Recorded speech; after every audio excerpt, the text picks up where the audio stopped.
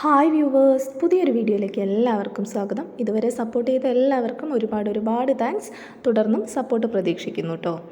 ഇന്നത്തെ വീഡിയോയിൽ ഞാൻ നിങ്ങളുമായിട്ട് ഷെയർ ചെയ്യുന്നത് എന്താണെന്ന് വെച്ചാൽ അഗ്ലോണിമ പ്ലാന്റിൻ്റെ കെയർ തന്നെയാണ്. അതായത് അത്യാവശ്യം വളർന്ന് കഴിഞ്ഞൊരു പ്ലാന്റ് നമുക്ക് പുതിയ പ്ലാന്റുകൾ ഒരുപാട് വളർത്തിയെടുക്കാൻ പറ്റിയൊരു മെത്തേഡാണ് കേട്ടോ. നല്ല ബുഷിയായിട്ട് നമുക്ക് വളർത്തിയെടുക്കാം.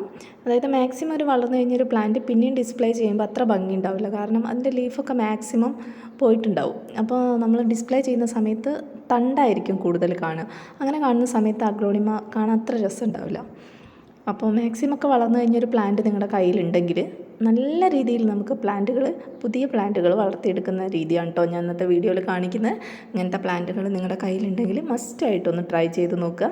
നല്ല സക്സസ് ആയിട്ട് കിട്ടും കേട്ടോ. വീഡിയോ ഇഷ്ടമാവുകയാണെങ്കിൽ എല്ലാവരും ഒന്ന് സപ്പോർട്ട് ചെയ്യാൻ മറക്കരുത്. ഇതുപോലത്തെ പ്ലാന്റ്സ് നിങ്ങളുടെ കയ്യിലുണ്ടെങ്കിലാണ് കേട്ടോ ഞാൻ പറയുന്നത്.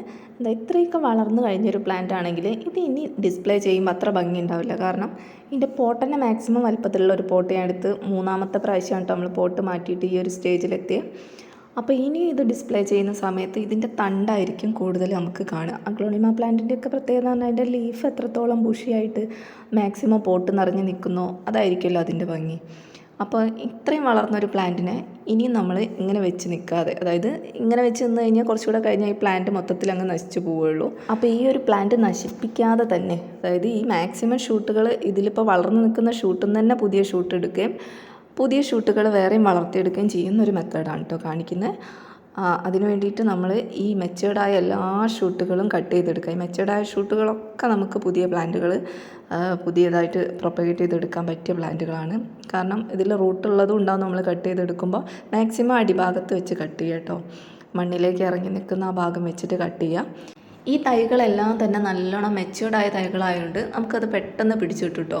അതുകൊണ്ട് തന്നെ നമുക്കിതിൻ്റെ അടിഭാഗത്തുനിന്ന് മാക്സിമം നോഡ് നോക്കിയിട്ട് കുറച്ചും കൂടെ പീസ് കട്ട് ചെയ്തതിൻ്റെ ശേഷം മാത്രം ബാക്കി വരുന്ന പീസ് നട്ട് വെച്ചാൽ മതി. കാരണം ആ രീതിയിലും കൂടെ നമുക്ക് കുറച്ചും കൂടെ തൈകൾ അധികം വളർത്തിയെടുക്കാൻ അത് ഹെൽപ്പാവും കേട്ടോ.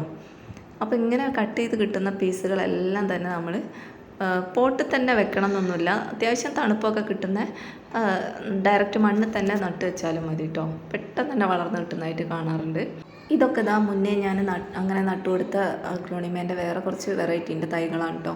ഇതൊക്കെ നല്ല ഹെൽത്തി ആയിട്ട് വളർന്നു വരുന്നുണ്ട്. പുതിയ ഷൂട്ടുകൾ വന്ന് തുടങ്ങിയിട്ടുണ്ട് കേട്ടോ. ഇതിനൊക്കെ ഇനി വേറൊരു പോട്ടിലേക്ക് നമ്മൾ സെറ്റ് ചെയ്ത് കഴിഞ്ഞാൽ നല്ല ബുഷിയായിട്ട് പെട്ടെന്ന് വളർന്നു കിട്ടും. ഇനി പോട്ടിൽ നമ്മൾ ചെയ്യേണ്ടത് എന്താണെന്ന് വെച്ചാൽ, ഈ ഒരു പോട്ടിൽ വേണമെങ്കിൽ നമുക്ക് ഇതിനെ മൊത്തത്തിൽ ഈ പോട്ടിൽ നിന്ന് എടുത്തിട്ട് റൂട്ടോടെ എടുത്തിട്ട് പുതിയൊരു പോട്ടി മിക്സിലേക്ക് സെറ്റ് ചെയ്ത് കൊടുക്കാം. അതല്ലെങ്കിൽ നമ്മൾ ഈ പോട്ടിൽ തന്നെയാണ് സെറ്റ് ചെയ്യാൻ ഉദ്ദേശിക്കുന്നതെങ്കിൽ ഇതിൽ അത്യാവശ്യം മണ്ണുണ്ട്, എന്നാലും ഇതിൻ്റെ ഒരു മേലെ കുറച്ചുകൂടെ മണ്ണ് കവർ ചെയ്ത് നിൽക്കുന്ന രീതിയിൽ കുറച്ച് ഫ്രഷ് ആയിട്ടുള്ള കുറച്ച് മണ്ണും കൂടെ ഞാൻ ഇതിൻ്റെ മേലെ ഇട്ട് കൊടുക്കുന്നുണ്ട്. വേറെ വളങ്ങളൊന്നും ചേർക്കാത്ത സാധാ മണ്ണാണ് കേട്ടോ ഞാൻ ചേർത്ത് കൊടുക്കുന്നത്. അതിന് പകരം ചകിരിച്ചോറ് ചേർത്ത് കൊടുത്താലും മതി, ഒരു പ്രശ്നമില്ല.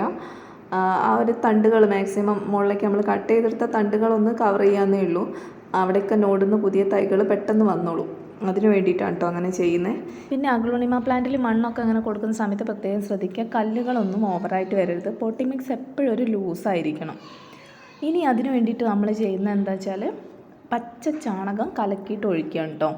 ഓവർ ലൂസും അല്ല ഓവർ ടൈറ്റും അല്ലാത്ത രീതിയിൽ മണ്ണിൻ്റെ മേലെ ഇങ്ങനെ നിൽക്കുന്ന രീതിയിൽ ഒഴിച്ചു കൊടുക്കുക കേട്ടോ.